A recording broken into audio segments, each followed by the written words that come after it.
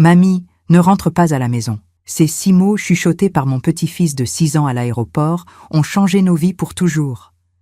Les lumières fluorescentes de l'aéroport de Strasbourg me faisaient mal aux yeux ce jeudi soir. J'étais fatiguée de cette fatigue qui vient de l'intérieur, vous savez, pas seulement du manque de sommeil, mais une lassitude de l'âme que je traînais depuis des mois sans vraiment comprendre pourquoi. Mon mari Bernard était à mes côtés avec ce sourire parfait qu'il affichait toujours en public.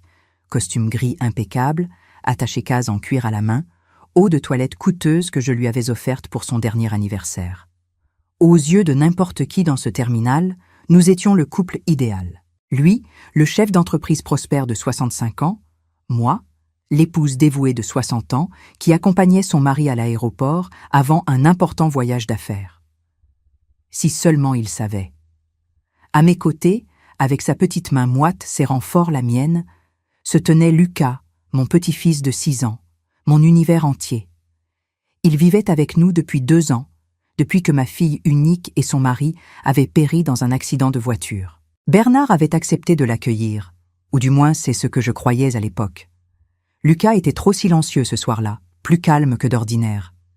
Lucas avait toujours été un enfant observateur, de ceux qui préfèrent de regarder plutôt que participer. Mais ce soir-là, il y avait quelque chose de différent dans ses yeux, une peur que je ne pouvais pas nommer. « Cette réunion à Lille est cruciale, ma chérie », dit Bernard, en me tirant pour une étreinte calculée. Tout chez lui était calculé, seulement je ne le savais pas encore. 3 jours tout au plus et je suis de retour. Tu t'occupes de tout ici, n'est-ce pas? M'occuper de tout, comme si ma vie n'était que cela, tout maintenir, pendant qu'il construisait son empire. Mais je souris comme je souriais toujours, parce que c'était ce qu'on attendait de moi. Bien sûr, nous serons bien, répondis-je en sentant Lucas serrer ma main encore plus fort. Bernard s'accroupit devant notre petit-fils. Il posa ses 2 mains sur ses épaules de cette façon qu'il faisait toujours quand il voulait paraître le grand-père parfait. « Et toi, champion, tu veilles sur mamie pour moi ?» Lucas ne répondit pas.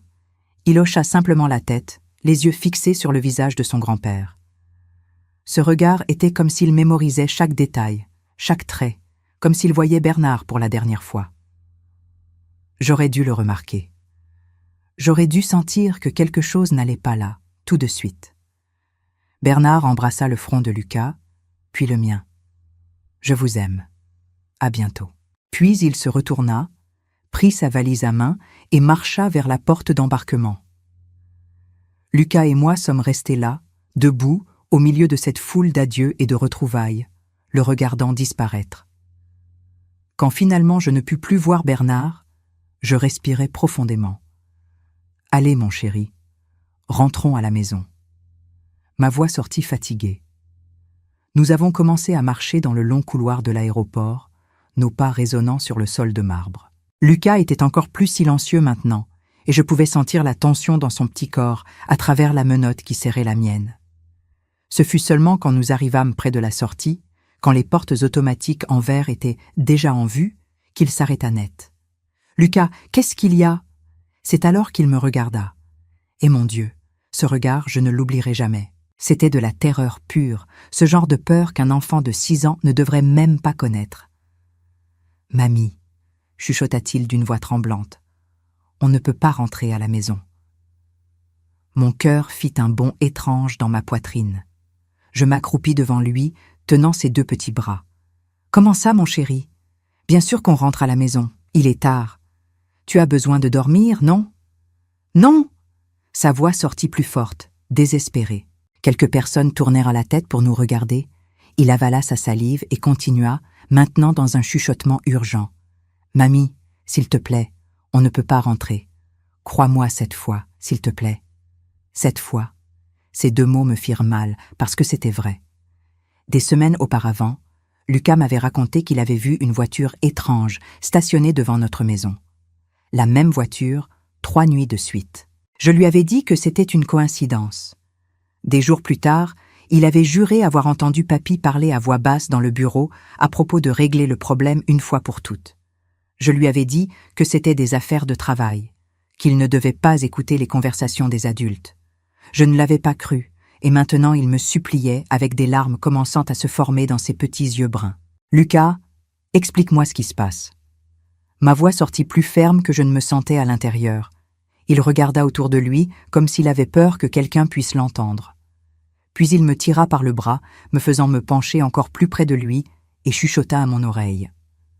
Ce matin très tôt, je me suis réveillée avant tout le monde. Je suis allée chercher de l'eau et j'ai entendu Papy dans son bureau. Il était au téléphone. « Mamie, il a dit que ce soir, quand nous serions endormis, quelque chose de grave allait se passer, qu'il avait besoin d'être loin quand cela arriverait, que nous n'allions plus être sur son chemin. Mais avant de continuer, vérifiez si vous êtes déjà abonné à la chaîne et dites-nous en commentaire de quelle ville ou pays vous nous regardez. Nous aimons beaucoup savoir jusqu'où nos histoires voyagent. » Mon sang se glaça. « Lucas, tu es sûr? Tu es sûr de ce que tu as entendu ?» Il hocha désespérément la tête. Il a dit qu'il y avait des gens qui allaient s'en occuper. Il a dit qu'il allait enfin être libre. Mamie, sa voix n'était pas la voix de Papy. Elle était différente, terrifiante. Mon premier instinct fut de nier, de dire que c'était son imagination, qu'il avait mal compris, que Bernard, jamais. Mais alors je me souvins de choses, de petites choses que j'avais ignorées. Bernard augmentant l'assurance vie il y a 3 mois, disant que c'était juste une précaution. Bernard insistant pour que je mette tout, la maison à Strasbourg, la voiture, même le compte joint, uniquement à son nom. Ça facilite les impôts, ma chérie. Bernard se mettant en colère quand je mentionnais que je voulais reprendre le travail. Ce n'est pas nécessaire. Je m'occupe de tout. Les appels étranges qu'il prenait enfermés dans le bureau, les voyages de plus en plus fréquents. Je regardais Lucas, ce visage terrifié, les larmes qui roulaient, les petites mains tremblantes, et je pris la décision la plus importante de ma vie. « D'accord, mon chéri, je te crois. » Le soulagement qui passa sur son visage fut instantané. Nous allâmes à la voiture. Mon cœur battait si fort que je pouvais entendre le sang pulser dans mes oreilles. L'air frais de la nuit me frappa en sortant de l'aéroport. J'installai Lucas avec sa ceinture, puis la mienne. Mes mains tremblaient tellement qu'il me fallut 3 tentatives pour démarrer le moteur. Je conduisis en silence. Je ne rentrai pas directement à la maison. Je pris un chemin alternatif. Une rue parallèle qui donnait vue sur notre rue sans que nous puissions être vus facilement. Je trouvai un endroit sombre entre 2 grands arbres et me garai. De là, nous pouvions voir notre maison. Tout semblait normal. Les lumières du lampadaire éclairaient le trottoir, notre jardin bien entretenu, la terrasse où Bernard et moi prenions le café le dimanche, la fenêtre de la chambre de Lucas avec les rideaux qu'il avait choisis, la maison, notre foyer, ou du moins ce que je pensais. J'éteignis le moteur et les phares de la voiture. Obscurité totale, silence total, sauf notre respiration. « Et maintenant nous attendons », chuchotai-je. L'horloge du tableau de bord de la voiture marquait 22h17 quand je commençais à me demander si je n'étais pas complètement ridicule. J'étais là, caché dans une rue sombre, avec mon petit-fils de 6 ans, surveillant ma propre maison comme si nous étions des espions dans un mauvais film. Mais alors je me souvins des paroles de Lucas, de sa terreur, et je restais. « Mamie, regarde !» La voix de Lucas me sortit de mes pensées. Mon cœur se précipita. « Quoi ? Qu'est-ce que tu as vu ? Là, cette camionnette !» Je suivis la direction de son petit doigt.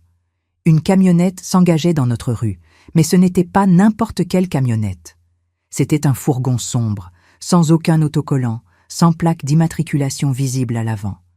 Les vitres étaient teintées, si sombres qu'il était impossible de voir qui était à l'intérieur. Le fourgon ralentit en passant devant les maisons, trop lent pour être quelqu'un juste de passage. C'était comme s'il cherchait.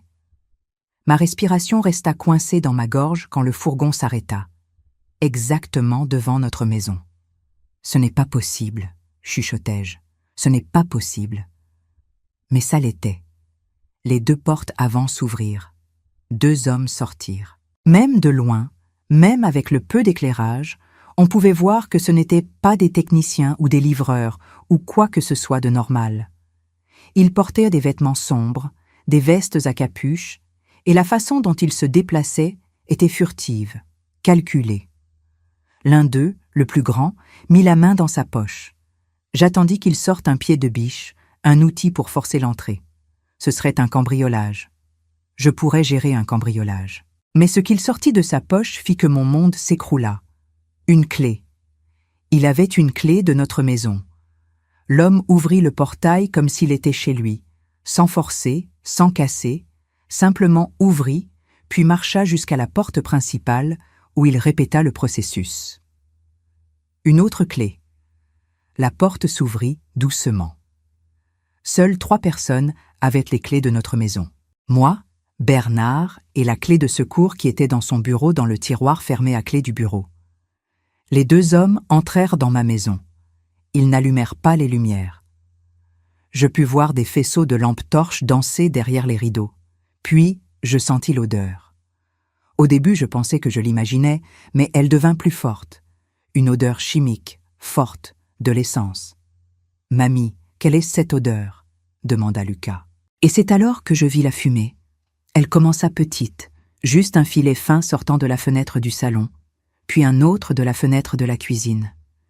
Et alors je vis la lueur, cette lueur orange sinistre qui ne peut signifier qu'une chose, le feu. Les flammes grandirent vite, terriblement vite. En quelques minutes, le salon était totalement envahi. Le feu léchait les murs, brisait les vitres. Ce fut alors que les sirènes commencèrent. Quelqu'un avait dû voir la fumée et appeler les pompiers. Le fourgon sombre sortit à toute vitesse, sans allumer les phares, disparaissant au coin de la rue quelques secondes avant que le premier camion de pompiers n'apparaisse. Je tremblais tellement que je pouvais à peine tenir debout. Lucas m'embrassait par derrière, son petit visage enfoui dans mon dos en sanglotant. « Lucas avait raison, murmurai-je. Tu avais raison, mon chéri. Tu avais raison. Si nous étions rentrés à la maison, si je ne t'avais pas cru, nous serions là-dedans maintenant, endormis, sans savoir. » Mon téléphone vibra dans ma poche. Avec des mains tremblantes, je le pris. C'était un message de Bernard. « Ma chérie, je viens d'atterrir. J'espère que toi et Lucas dormez bien. Je vous aime. À bientôt. » Je lus le message 1 fois, 2, 3. Chaque mot était un couteau. Il le savait. Bien sûr qu'il le savait.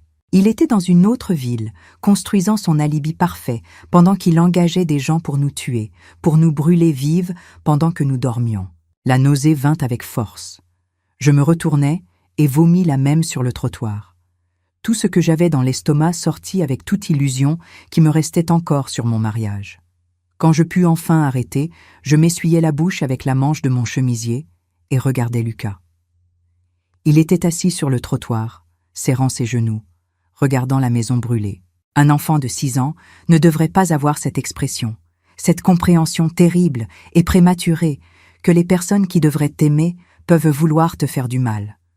Je m'assis à côté de lui et le tirai dans une étreinte serrée. « Je suis désolé, » chuchotai-je sur sa petite tête. « Je suis désolé de ne pas t'avoir cru avant. Qu'allons-nous faire maintenant, mamie? C'était la question à 1 million d'euros, n'est-ce pas? Que fais-tu quand tu découvres que l'homme qui a promis de t'aimer et te protéger veut en réalité te voir morte? » C'est alors que je me souvins. Mon père, avant de mourir il y a 2 ans, m'avait donné une carte. C'était un jour difficile, juste après son diagnostic de cancer.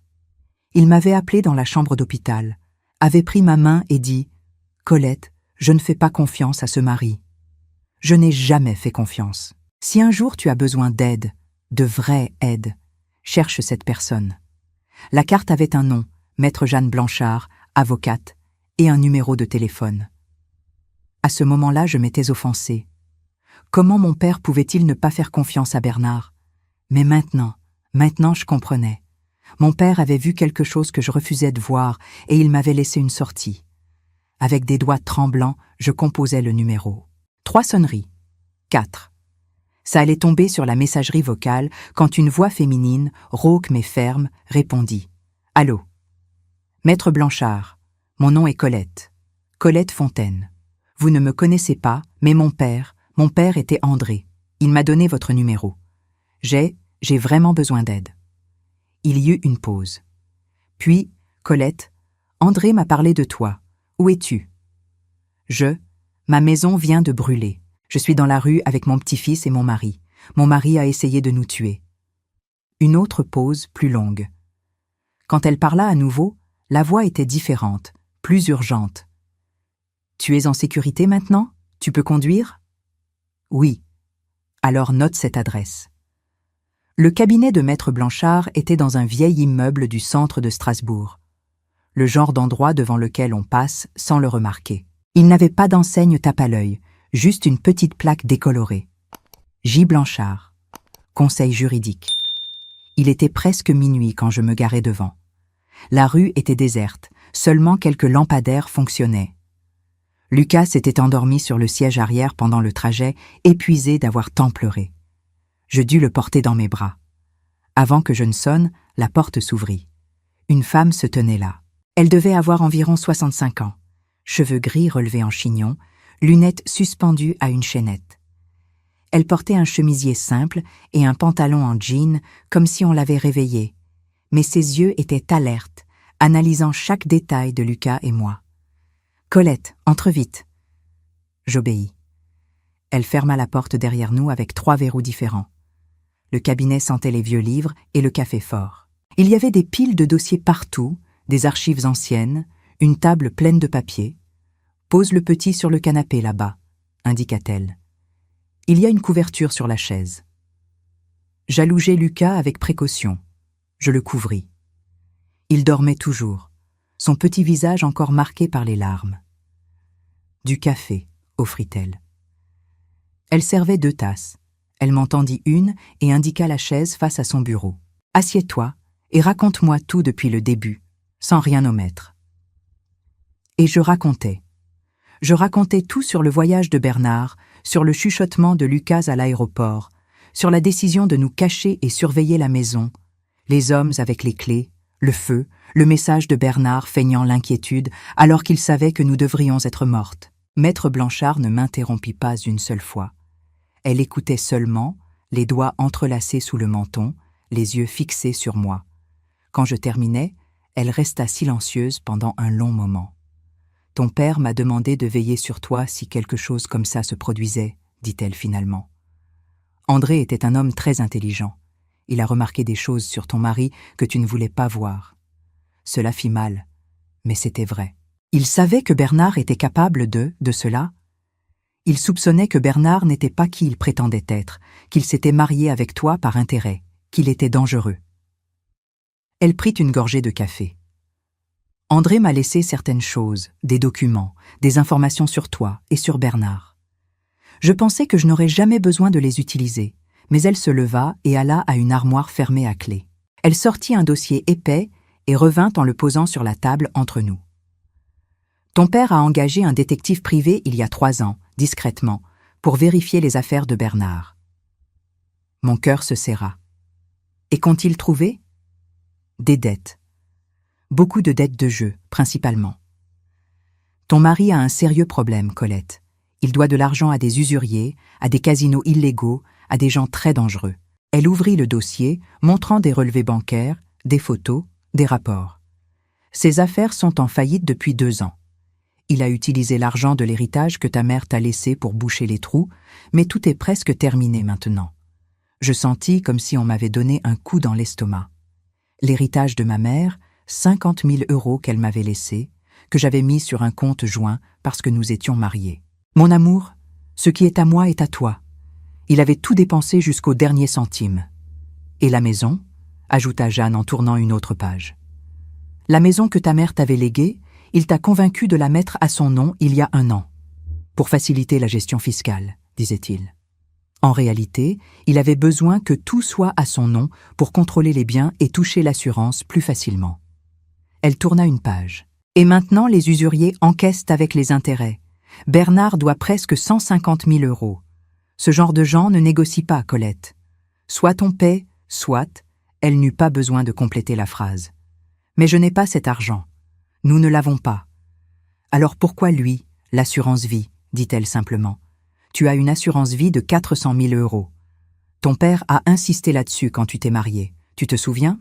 Il disait que c'était important pour te protéger, toi et un futur petit enfant. Je me souvenais.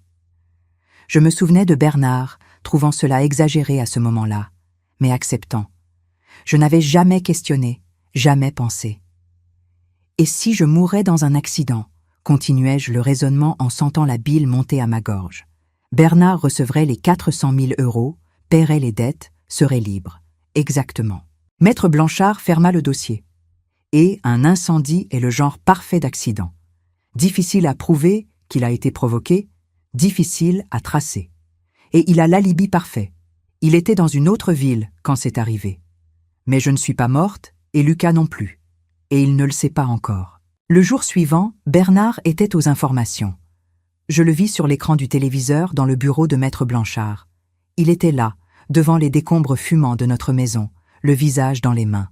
« Ma femme, mon petit-fils, s'il vous plaît, dites-moi qu'il n'était pas à l'intérieur », criait-il aux caméras, aux policiers, à qui voulait l'écouter. Le journaliste expliquait qu'il voyageait pour affaires, qu'il venait d'atterrir et était venu directement sur place. Un mari désespéré cherchant sa famille disparue. Mensonge, tout était mensonge. On pouvait le voir si on regardait avec attention, la façon dont il vérifiait les caméras avant de s'effondrer en larmes. Comme ses yeux étaient secs même avec les mains couvrant son visage. « Il cherchera les corps toute la journée, » dit Maître Blanchard. « Quand il ne les trouvera pas, il commencera à soupçonner. Nous avons peut-être 24 heures avant qu'il ne se rende compte que vous avez échappé, et alors il paniquera. Et les gens en panique commettent des erreurs. Nous avons besoin de ces documents, surtout s'il a été assez stupide pour garder quelque chose qui le connecte aux hommes qu'il a engagés. Mais comment ? La maison est entourée de police maintenant. Elle le sera pendant quelques heures, mais la nuit, quand il ira à l'hôtel, parce qu'il ne voudra pas dormir dans une maison brûlée, nous pourrons entrer. Vous voulez que j'entre dans ma propre maison ? Techniquement, ce n'est pas une effraction si tu y vis. Elle sourit de cette manière froide. Et de plus, nous allons avoir besoin de preuves, d'évidences, quelque chose de solide qui prouve que Bernard a planifié tout ça. Ça avait du sens, un sens terrifiant, mais ça en avait. « Je viens avec toi », dit Lucas soudainement. « Hors de question. Tu restes ici. Mamie, je sais où papy cache les choses. Il y a des endroits que tu ne connais pas. Je sais parce que j'observe. J'observe toujours. » Et il observait vraiment. Mon petit-fils silencieux, que tous croyaient timide, était en réalité incroyablement attentif. Il remarquait des choses qui m'échappaient. « Il a raison », acquiesça Maître Blanchard. « Les enfants voient ce que les adultes ignorent. S'il y a quelque chose de caché, il saura où chercher. » Le jour passa lentement. Nous sommes restés enfermés dans le cabinet en regardant les informations, en regardant Bernard faire son théâtre. Il donna des interviews à 3 chaînes différentes, toujours avec la même histoire. Par les caméras de sécurité du quartier auxquelles Maître Blanchard avait accès grâce à un contact, nous vîmes Bernard être emmené au commissariat pour faire sa déposition. Nous le vîmes revenir et rester devant la maison détruite pendant des heures. Et alors, finalement, quand le soleil commença à se coucher, nous le vîmes monter dans une voiture et partir. « Maintenant », dit Maître Blanchard. Nous conduisîmes en silence jusqu'à près du quartier. Mais nous n'entrâmes pas par le devant. Maître Blanchard connaissait un passage à l'arrière où le mur était plus bas, et il n'y avait pas de caméra. Nous escaladâmes le mur. Enfin, elle et moi escaladâmes. Lucas, nous le passâmes par-dessus. « 21 minutes, chuchota Maître Blanchard. Vous entrez, vous prenez ce dont vous avez besoin, vous sortez. Je reste ici à surveiller. » Je pris la main de Lucas et nous marchâmes jusqu'à la maison ou ce qui en restait. La porte arrière, celle de la cuisine, était partiellement brûlée, mais on pouvait encore l'ouvrir. Nous entrâmes. Mon Dieu, la destruction était totale. Les murs noirs, le plafond partiellement effondré, odeur de cendres et de produits chimiques. « Le bureau » chuchotai-je à Lucas. « Où est-il » Il me guida en passant par le salon détruit, en montant les escaliers précaires. Le bureau de Bernard était au 2e étage et miraculeusement, il ne s'était pas autant brûlé que le reste.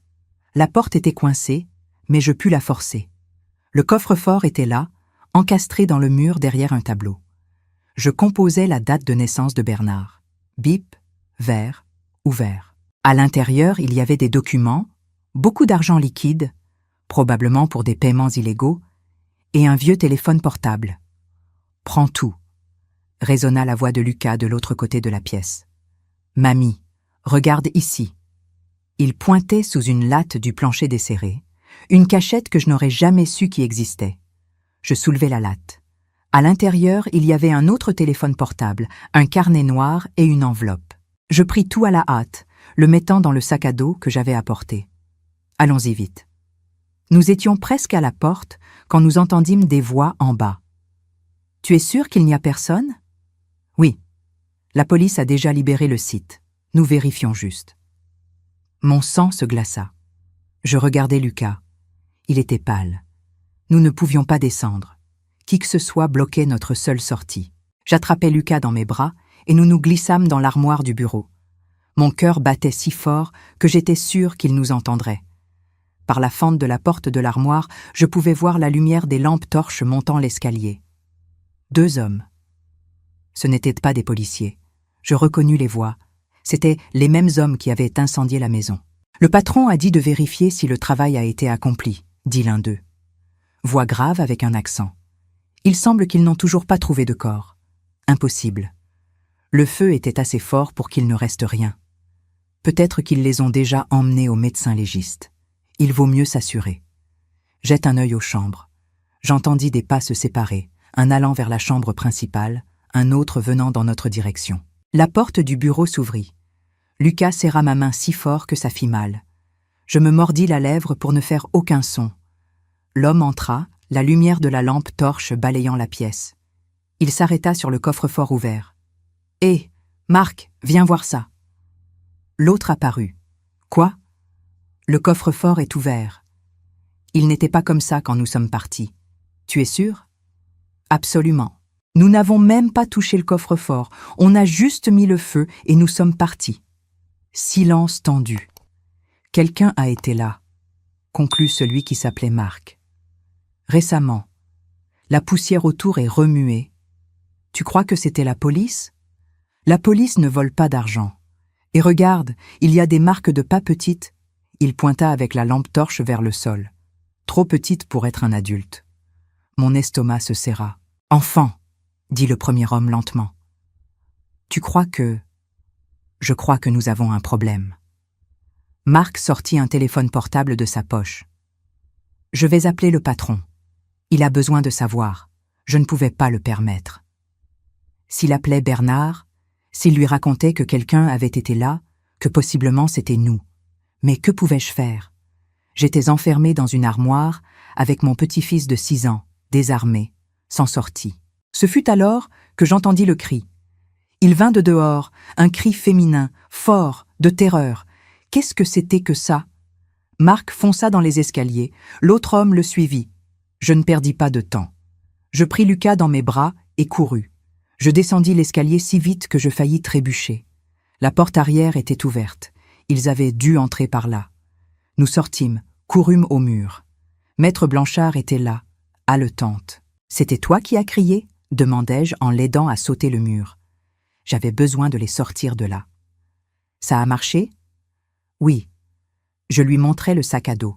J'ai tout pris. Nous courûmes à sa voiture garée 2 rues plus loin. Seulement quand nous fûmes à l'intérieur, porte fermée, moteur allumé et nous éloignant, je pus respirer. « Ces hommes ont vu que quelqu'un a touché le coffre-fort, dis-je. Ils le diront à Bernard. » « Excellent. » Je la regardais comme si elle était folle. « Comment ça, excellent? Maintenant il saura que tu es vivante, il saura que tu as les preuves, il paniquera. » Elle sourit en conduisant. Et les gens en panique font des bêtises. De retour au cabinet, nous vidâmes le sac à dos sur le bureau. Documents, téléphone portable, argent, le carnet noir. Maître Blanchard prit le carnet en premier, l'ouvrit, commença à lire. Et plus elle lisait, plus son sourire s'élargissait. « Bingo !» murmura-t-elle. « Qu'est-ce que c'est? Ton mari est méticuleux ou était stupide? Probablement les deux. » Elle tourna le carnet vers moi. « Regarde ça. Date, montant, nom. Il a documenté chaque centime qu'il a emprunté, de qui et quand il devait payer. Il a même des annotations sur les conversations avec les usuriers. » Je feuilletai les pages. Tout était là. Chaque dette, chaque menace. Et puis dans les dernières pages, solution finale. Je lus à voix haute. Assurance vie de Colette, 400 000 €. L'accident doit paraître naturel. Contact Marc. Service, 8 000 €. Moitié à l'avance. Date, 21 novembre. C'était hier. Il a tout écrit, chuchotai-je incrédule. Pourquoi quelqu'un ferait ça? Assurance, expliqua maître Blanchard. Si quelque chose tournait mal, il pouvait utiliser ceci comme garantie contre les types qu'il a engagés. Elle prit l'un des téléphones portables. Et je parie que dans ces téléphones, il y a encore plus de preuves. Cela prit toute la nuit pour tout examiner. Les téléphones portables étaient protégés par mots de passe, mais maître Blanchard avait un contact qui réussit à les débloquer. Et tout était là. Des messages entre Bernard et Marc. Ça doit être un jour où je voyage. Alibi solide. Ça doit paraître accidentel. Le feu c'est bien, difficile à tracer. Et l'enfant? Avait demandé Marc. Lui aussi. Il ne peut rester personne. Bernard avait écrit froidement à propos de tuer notre petit-fils, comme si c'était un détail mineur. Je sentis la haine grandir en moi. C'est suffisant pour l'arrêter, demandai-je. Suffisant pour arrêter, condamner et jeter la clé, confirma maître Blanchard. Mais nous devons le faire correctement. Si nous remettons ça à la mauvaise police, Bernard a suffisamment d'argent et de connexions pour le faire disparaître. Je connais un commissaire honnête, incorruptible, de la division des homicides. Si nous lui présentons le dossier avec toutes ses preuves, Bernard n'a nulle part où fuir. Quand? Demain matin. Mais avant ça, elle regarda son téléphone portable. Ton mari a déjà essayé de t'appeler 7 fois dans la dernière heure et t'a envoyé 15 messages. Je pris mon téléphone. Il était en silencieux, mais l'écran s'allumait avec notification après notification. Colette, pour l'amour du ciel, où es-tu? Ma chérie, je suis désespérée. La police a dit qu'elle n'a pas trouvé ton corps. Où es-tu? Et le plus récent envoyé il y a 5 minutes. Je sais que tu es vivante et je sais que tu as pris les choses du coffre-fort. Nous devons parler d'urgence. Il le sait, dis-je. Parfait. Réponds-lui. Quoi? Tu es folle? Réponds-lui. Dis-lui que tu veux le rencontrer dans un lieu public demain matin. Pourquoi? Maître Blanchard sourit. Parce que nous lui donnerons une occasion de se pendre. J'écrivis la réponse avec des doigts tremblants. Place Kléber. Demain, 10 heures. Viens seul. La réponse de Bernard arriva en quelques secondes. Je serai là, Colette. Nous devons parler. Les choses ne sont pas comme tu penses. Parfait, dit maître Blanchard. Demain matin, tu le rencontreras, mais tu ne seras pas seul. Elle expliqua le plan. Le commissaire qu'elle connaissait, commissaire Durand, accepta d'aider. Il mettrait des personnes en civil sur la place, des écoutes, des caméras. Il n'avouera jamais sachant qu'il peut être enregistré, argumentai-je. Il n'a pas besoin d'avouer avec des mots, répliqua-t-elle. Il a juste besoin d'agir. Et les hommes désespérés agissent toujours. Le lendemain matin, à 9h30, nous étions positionnés. Moi assise sur un banc de la place Kléber, avec un manteau avec micro incorporé. Lucas en sécurité au cabinet, avec maître Blanchard. Le commissaire Durand et son équipe dispersés dans la place, déguisés en sans-abri, vendeurs ambulants, personnes promenant leurs chiens. Et alors, je vis Bernard. Il apparut ponctuellement à 10 heures. Il portait des vêtements froissés, des cernes profondes, une barbe non rasée. Il me vit et courut pratiquement. « Colette, Dieu merci, tu vas bien. » Il tenta de m'embrasser. Je reculai. « Ne me touche pas. » Le masque glissa pendant une seconde. Je vis la rage dans ses yeux. « Ma chérie, je sais que tu as peur, mais tu dois m'écouter. » T'écouter dire quoi, Bernard? Que c'était une erreur? Que les hommes qui ont incendié notre maison avec nos clés étaient juste des cambrioleurs? Tu as vu. J'ai tout vu. J'étais là. Lucas et moi avons tout vu. Il pâlit. Pas ici. Allons dans un endroit privé. Je ne vais aller nulle part avec toi. Parle ici maintenant. Pourquoi as-tu essayé de me tuer? Ce n'était pas comme ça. Colette, tu ne comprends pas? Je suis dans le pétrin. Je dois beaucoup d'argent à des gens très dangereux. Ils t'ont menacé. Ils ont menacé Lucas. Alors tu as décidé de nous tuer avant. Quelle logique est-ce là? Je n'allais pas, j'allais vous sortir du pays. Avec l'argent de l'assurance, nous pouvions recommencer ailleurs. Tu parles de l'assurance qui ne paie que si je meurs? Il se figea. Il réalisa l'erreur. La voix devint menaçante. Tu as pris des choses de mon coffre-fort. J'ai besoin que tu me les rendes maintenant. Tu ne comprends pas ce que tu fais. Si tu remets ça à la police, je tombe. Et si je tombe, les types à qui je dois iront après toi. Mais au moins, ce ne sera pas toi qui essaieras de me tuer. » La rage explosa finalement. « Tu as toujours été si naïve. Tu crois que je t'ai épousée pourquoi? Par amour? Tu étais une gamine gâtée avec l'argent de maman. C'était juste pour ça. » Ça fit mal. Même en sachant que c'était vrai, ça fit mal de l'entendre. Et Lucas, notre petit-fils, c'était aussi par intérêt. Le gamin, il cracha les mots. Il a toujours été bizarre, trop silencieux, observant tout. Gamin étrange. Et là était la vraie haine. Ce fut alors que j'entendis provenant de l'écouteur dans mon oreille. « On en a assez. Équipe, vous pouvez y aller. » Soudainement, les sans-abri se levèrent. Les vendeurs lâchèrent leurs stands. Tous convergèrent vers Bernard avec des insignes à la main. « Bernard Fontaine, vous êtes en état d'arrestation. » Son visage passa par 5 émotions en 3 secondes. Choc, confusion, rage, peur et finalement acceptation. Il avait perdu. Mais avant qu'il ne puisse le menotter, il fit quelque chose que personne n'attendait. Il courut, fonça à travers la place. La police le poursuivit, mais il avait de l'avance. Et il courait dans ma direction. Je n'eus pas le temps de réagir. Il m'attrapa, sortit quelque chose de sa ceinture, un couteau, et le pressa contre mon cou. « Personne ne bouge !» cria-t-il. Sa voix était méconnaissable. « Ou je la tue. Je jure que je la tue. » Le commissaire Durand s'arrêta à 3 mètres, main levée. « Calmez-vous, Bernard. Vous n'avez pas à faire ça. Bien sûr que si. Elle a tout gâché, tout. » La lame pressa plus fort. Je sentis un petit filet de sang couler. Mon cerveau entra en panique, mais alors je me souvins de Lucas, de mon petit-fils regardant tout. Je ne pouvais pas le laisser me voir mourir. « Bernard, » dis-je en essayant de garder la voix calme, « tu ne vas pas faire ça. Ne me dis pas ce que je vais ou ne vais pas faire. Tu ne vas pas le faire parce que tu es un lâche. Tu l'as toujours été. » Je tournai légèrement la tête, le regardant dans les yeux. Les lâches ne tuent pas en regardant. Ils engagent d'autres personnes. Et même en ça, tu as échoué. Le couteau trembla dans sa main. Et dans cette seconde d'hésitation, quelque chose se passa. Un coup de feu. Pas pour tuer, pour neutraliser. Un tireur d'élite que je n'avais même pas vu toucha la main de Bernard. Le couteau tomba. Il cria de douleur et en quelques secondes, il était au sol, menotté, entouré de policiers. Je tombai à genoux en tremblant. Le commissaire Durand m'aida à me relever. « C'est bon, c'est fini. » Je regardais Bernard être traîné vers la voiture de patrouille. Il criait, donnait des coups de pied, menaçait. « Ça ne se termine pas ici, Colette. Tu vas payer. » Vide. Toutes ces menaces étaient maintenant vides.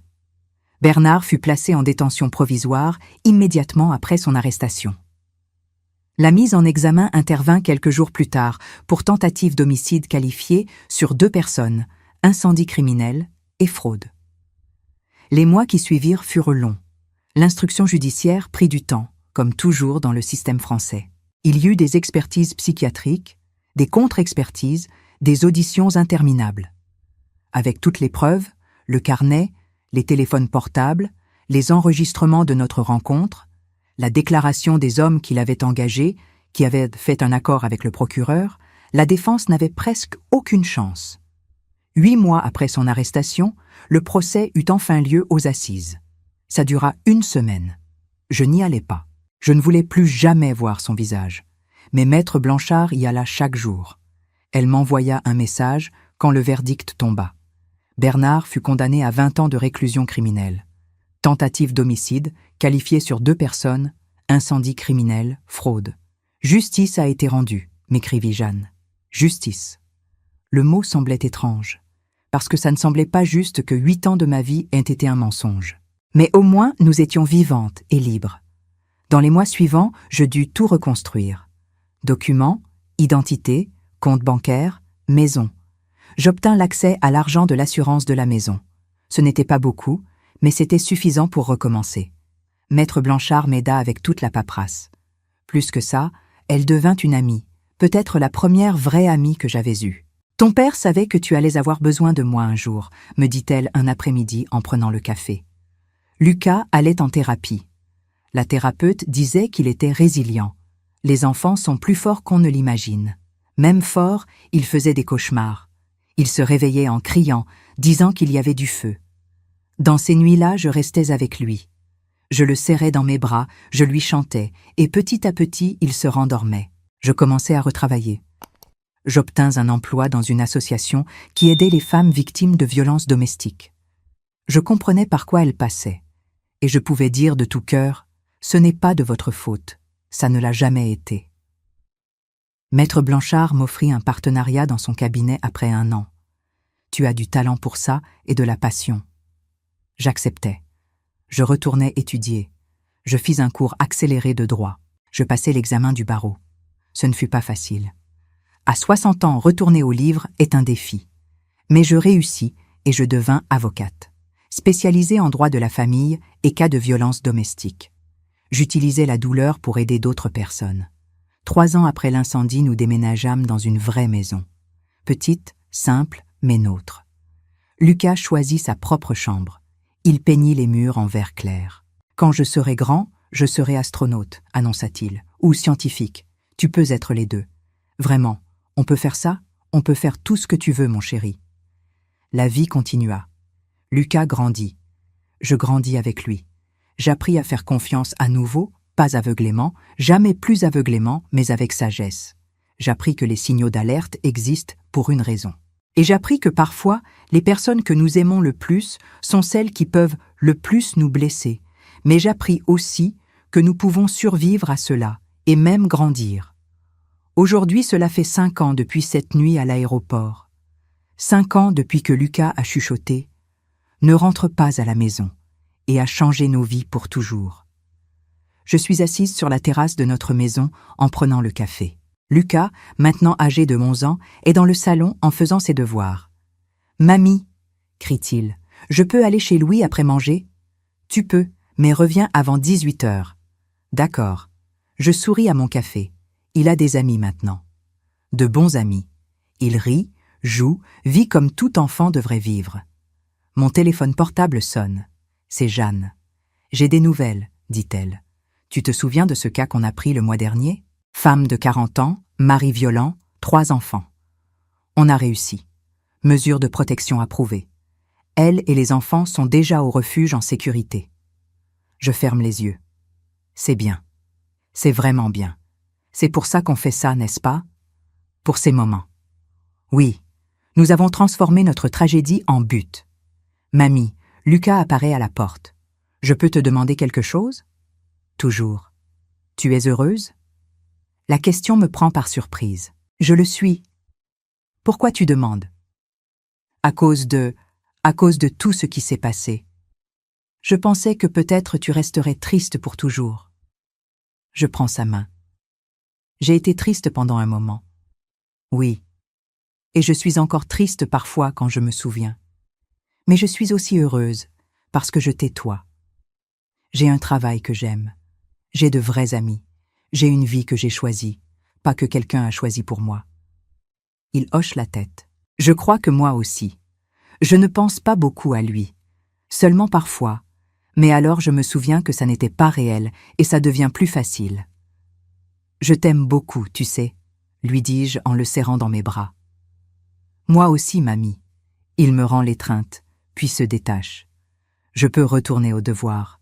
Il ne me reste que les mathématiques. Tu peux. Il rentre à l'intérieur et je reste là sur la terrasse. Je pense à comme la vie est étrange. Il y a 5 ans, je perdais tout, ou je croyais que je le perdais. Mais en réalité, je gagnais quelque chose de plus important, la liberté. Liberté d'être moi-même, de prendre mes propres décisions, de construire une vie basée sur la vérité. Le traumatisme ne disparaît pas complètement. Nous apprenons à vivre avec. Mais nous apprenons aussi que nous sommes plus fortes qu'on ne l'imagine, que nous pouvons survivre à l'inimaginable, que nous pouvons reconstruire à partir des cendres, littéralement dans mon cas. Si cette histoire a touché votre cœur, répondez ici dans les commentaires « À ma place, qu'auriez-vous fait ?» N'oubliez pas de regarder la prochaine vidéo qui apparaît sur votre écran. Elle apporte un rebondissement surprenant et émouvant qui vous captivera du début à la fin.